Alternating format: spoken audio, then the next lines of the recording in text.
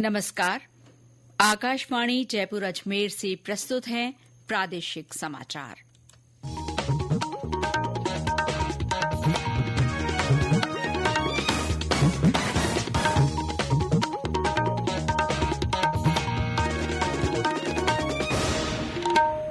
मुख्य समाचार।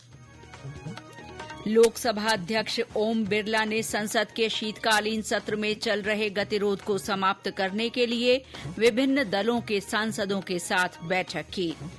प्रधानमंत्री नरेंद्र मोदी इस महीने जयपुर में rising Rajasthan global investment summit और भजनलाल सरकार की पहली वर्षगांठ के कार्यक्रम में हिस्सा लेंगे। उप मुख्यमंत्री दिया कुमारी ने कहा, प्रदेश में जल्द ही नई पर्यटन नीति लागू की जाएगी।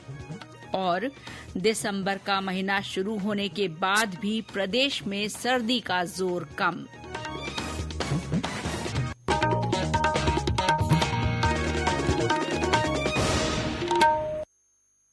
समाचारों के साथ मैं शीला चावला और अब समाचार विस्तार से।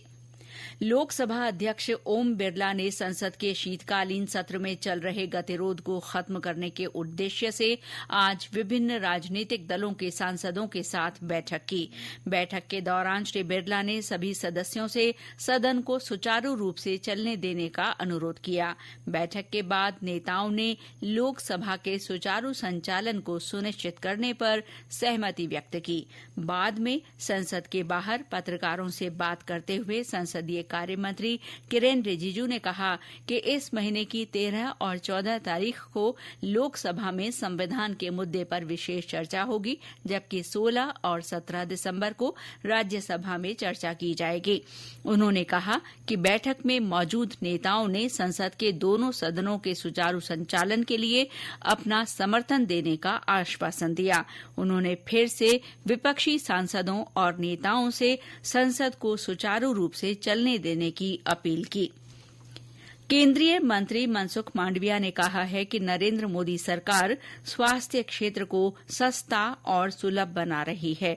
आज नई दिल्ली में उन्होंने मीडिया को बताया कि देश में वर्ष 2014 में 387 मेडिकल कॉलेज थे, लेकिन एक दशक में इनकी संख्या दोगुनी होकर 780 हो गई है। उन्होंने कहा कि आयुष्मान प्रधानमंत्री जन आरोग्य योजना के तहत 70 साल या उससे अधिक आयु के लोगों को भी मुफ्त इलाज की सुविधा उपलब्ध करवाई गई है। देश में हेल्थ सेक्टर में मोदी जी के नेतृत्व में 360 डिग्री वर्क हो रहा है। देश में हेल्थ को एक्सेसिबल और अफोर्डेबल करने के लिए मोदी जी ने आयुष्मान भारत योजना चलाई।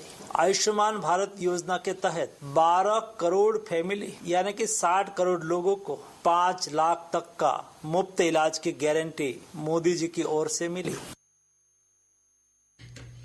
देश में पिछले साल की तुलना में इस साल पराली जलाने की घटनाओं में 68% की कमी आई है।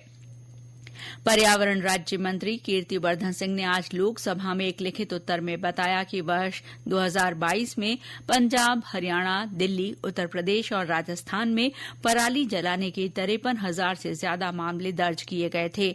इन राज्यों में इस साल 12,530 घटनाएं सामने आई हैं।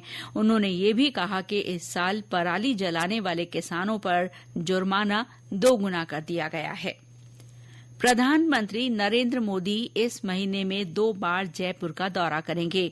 वे 9 दिसंबर को rising Rajasthan global investment summit के उद्घाटन सत्र में शामिल होंगे। इसके बाद वे राज्य सरकार के भजनलाल सरकार के कार्यकाल का 1 साल पूरा होने के मौके पर जयपुर में आयोजित होने वाले समारोह में भी भाग लेंगे। भाजपा के प्रदेश अध्यक्ष मदन राठौड़ ने आज जयपुर में पत्रकारों से बातचीत में ये जानकारी दी। उन्होंने मीडिया से कई अन्य मुद्दों पर भी चर्चा की। श्री राठौड़ ने कहा कि धर्मांतरण संबंधी कानून बनने के बाद प्रदेश में किसी का भी जबरन या बहला फुसलाकर धर्मांतरण नहीं हो सकेगा। उन्होंने कहा कि कानून बहुत जरूरी है। उन्होंने कहा कि राइजिंग राजस्थान से प्रदेश में निवेश को नई गति मिलेगी और उद्योग लगने से राज्य का हर क्षेत्र में विकास होगा। श्री राठौड़ ने निकाय चुनावों में भी पार्टी की जीत का दावा किया। उन्होंने कहा कि राज्य और केंद्र की सरकार हर तबके के विकास के लिए निरंतर जुटी है। Rising Rajasthan global investment summit के संकल्पों के तहत आज मुख्यमंत्री भजनलाल शर्मा ने 5वें संकल्प की घोषणा की। मुख्यमंत्री ने बताया कि सरकार ने प्लास्टिक का उपयोग कम से कम करने का निश्चय किया है। उन्होंने कहा कि सरकार प्रदेश में पर्यावरण संरक्षण के प्रति संकल्पबद्ध होकर काम कर रही है। दौसा में आज राइजिंग राजस्थान इन्वेस्टर मीट का आयोजन किया गया। इसमें लगभग 2094 करोड़ रुपए से ज्यादा के 95 एमओयू किए गए। इन एमओयू से 5800 से ज्यादा लोगों को रोजगार मिलेगा। इन्वेस्टर मीट में मुख्य अतिथि जिला प्रभारी मंत्री कर्नल राज्यवर्धन सिंह राठौड़ ने बताया कि इन्वेस्टर मीट में ऊर्जा, शिक्षा, मिनरल, होटल और पर्यटन, एग्रो प्रोसेसिंग और चिकित्सा क्षेत्रों में एमओयू किए गए हैं। ये समाचार आकाशवाणी जयपुर अजमेर से प्रसारित किए जा रहे हैं। प्रदेश में जल्द ही नई पर्यटन नीति लागू की जाएगी। इस नीति के तहत प्रदेश में पर्यटन क्षेत्र में निवेश करने वाले निवेशकों के लिए कई प्रक्रियाओं को सरल किया गया है। उप मुख्यमंत्री दिया कुमारी ने आज जयपुर में विभाग की बैठक के बाद मीडिया से बातचीत करते हुए ये जानकारी दी। उन्होंने कहा कि ये नीति लागू होने के बाद निवेशकों को विभिन्न विभागों के चक्कर नहीं लगाने होंगे और उनके काम सुगमता से होंगे। इससे पर्यटन क्षेत्र को नई दिशा और गति मिलेगी। उन्होंने कहा कि जयपुर को और सुंदर बनाने तथा पर्यटन स्थलों पर पर्यटकों के लिए मूलभूत सुविधाएं विकसित करने के लिए तेजी से काम किया जा रहा है। जयपुर में सबसे ज्यादा टूरिस्ट आते हैं, राजस्थान में सबसे ज्यादा जयपुर में आते हैं और ये जो पूरा अपना जल महल का पूरा जो एरिया है उसको डेवलप करना, उसमें बहुत कुछ हम लोग कर सकते हैं, बहुत सुंदर बना सकते हैं उस एरिया को। प्लस जो आमेर है वो पूरा ही एरिया है, उसमें भी और क्या फैसिलिटीज हो सकती हैं, चाहे साउंड एंड लाइट शो और इम्प्रूव किया जा सकता है, और भी जैसे टूरिस्ट को हम लोग क्या फैसिलिटीज दे सकते हैं, बहुत सारी चीजें हैं। पूरा एक डीपीआर बनी है उसकी और वो जब काम शुरू होगा तो आपको भी दिखाई देगा कि क्या क्या प्रपोज है।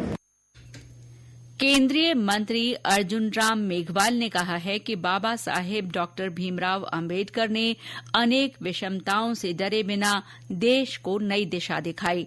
वे आज बीकानेर के रायसर में हमारा संविधान हमारा गौरव कार्यक्रम में बोल रहे थे। उन्होंने कहा कि संविधान अंगीकार के 75 साल पूरे होने पर साल भर कार्यक्रम आयोजित किए जाएंगे, जिससे देश के नागरिकों को संविधान और बाबा साहेब के विराट व्यक्तित्व की जानकारी मिल सके। कार्यक्रम की अध्यक्षता करते हुए खाजूवाला विधायक डॉक्टर विश्वनाथ मेघवाल ने कहा कि देश का संविधान हमें मौलिक अधिकार देता है, साथ ही कर्तव्यों की पालना की सीख भी देता है। अलवर के सरिस्का बाघ अभ्यारण्य क्षेत्र से एक बाघ के जयपुर ग्रामीण के रासावाला किलचपुरी वन क्षेत्र में पहुंचने की खबर है। इस बाघ की पहचान ST2305 के रूप में हुई है। वन विभाग के अधिकारियों ने बताया कि कैमरा ट्रैप से इस बाघ की तस्वीरें सामने आई हैं। इसके अलावा सान कोटड़ा में वन कर्मियों को गश्त के दौरान बाघ के पगमार्क दिखाई दिए थे, जिसके बाद क्षेत्रीय वन अधिकारी टहला और उनकी मॉनिटरिंग टीम ने पग मार्कों का निरीक्षण किया। बाघ के लगातार मूवमेंट और कैमरा ट्रैप में तस्वीर आने के बाद वन क्षेत्र में नियमित गश्त से मॉनिटरिंग की जा रही है। अलवर में राजर्षि कॉलेज के पास जंगल में एक लेपर्ड देखा गया है। वन विभाग की टीम ने मौके पर पहुंचकर पगमार्क का निरीक्षण किया और पुष्टि की कि ये पगमार्क लेपर्ड के ही हैं। जिला वन अधिकारी राजेंद्र हुड्डा ने बताया कि कॉलेज के चारों ओर 50 हेक्टेयर से ज्यादा क्षेत्र में घना जंगल है, जहां लेपर्ड छिपा हो सकता है। उन्होंने बताया कि वन विभाग उसे ढूंढने की भरसक कोशिश कर रहा है। एक पैंथर का मूवमेंट देखा गया है। अभी हमने सुबह से भी हम सर्च कर रहे हैं, नाइट में भी हमारी टीम लगी हुई थी। तो मूवमेंट तो है, यहाँ पगमार्क है और इसको हम जल्दी ट्रैंकुलाइज करने का ट्रैंकुलाइज टीम है, उसको भी हमने सरिस्का से बुलवा लिया गया है। इसको ट्रैंकुलाइज करके इसको सरिस्का के जंगल में छोड़े। और अब मौसम। दिसंबर का महीना शुरू होने के बाद भी प्रदेश में सर्दी जोर नहीं पकड़ पाई है। आज भी एक दो स्थानों को छोड़कर ज्यादातर जगह रात का पारा 10 डिग्री से ऊपर दर्ज किया गया है। बीती रात माउंट आबू में सबसे कम 6.4 डिग्री सेल्सियस तापमान रिकॉर्ड किया गया। इसके अलावा सीकर में रात का पारा 8.7 डिग्री सेल्सियस, वहीं चूरू में 9.8 डिग्री दर्ज हुआ। मौसम विभाग का कहना है कि आने वाले 4-5 दिनों में तापमान में किसी विशेष बदलाव के आसार नहीं हैं। मौसम केंद्र जयपुर के निदेशक राधेश्याम शर्मा ने बताया कि इस बार नवंबर में अधिकतम और न्यूनतम तापमान सामान्य से ज्यादा दर्ज किया गया। उन्होंने बताया कि मानसून की विदाई के बाद अब तक एक बार भी बारिश नहीं होने से सर्दी कम पड़ रही है। झुंझुनू जिले के नयासर में आज एक सड़क दुर्घटना में एक व्यक्ति की मौत हो गई और 5 लोग घायल हो गए। ये हादसा एक तेज रफ्तार कार के मोटरसाइकिल को टक्कर मारने से हुआ और बाद में कार बेकाबू होकर एक दुकान में जा घुसी। 3 गंभीर घायलों को जयपुर रेफर किया गया, जिनमें से एक की मौत हो गई। 3 अन्य घायलों का झुंझुनू के भगवान दास खेतान अस्पताल में इलाज चल रहा है। वहीं नीमका थाना में हुए एक सड़क हादसे में 12 लोग घायल हो गए। घायलों को अजीतगढ़ के अस्पताल में भर्ती करवाया गया है। ये दुर्घटना उस समय हुई जब बाइक सवार को बचाने के प्रयास में जीप पलट गई। गृह रक्षा संगठन के 62वें स्थापना दिवस के कार्यक्रमों की श्रृंखला में आज जयपुर में महिला खो खो प्रतियोगिता आयोजित की गई। इस प्रतियोगिता में गृह रक्षा प्रशिक्षण केंद्र जयपुर के विभिन्न सेक्टरों और उप केंद्रों की होमगार्ड स्वयंसेविकाओं ने भाग लिया। होमगार्ड ट्रेनिंग सेंटर की कमांडेंट सुमन ढाका ने बताया कि प्रतियोगिता में सेक्टर 5 और ग्रामीण की संयुक्त टीम ने जीत हासिल की, जबकि सेक्टर 1 और 2 की संयुक्त टीम उप विजेता रही। स्थापना दिवस के तहत सप्ताह भर तक विभिन्न कार्यक्रम आयोजित किए जाएंगे। और अंत में मुख्य समाचार एक बार फिर। लोकसभा अध्यक्ष ओम बिरला ने संसद के शीतकालीन सत्र में चल रहे गतिरोध को समाप्त करने के लिए विभिन्न दलों के सांसदों के साथ बैठक की। प्रधानमंत्री नरेंद्र मोदी इस महीने जयपुर में rising Rajasthan global investment summit और भजन लाल सरकार की पहली वर्षगांठ के कार्यक्रम में हिस्सा लेंगे।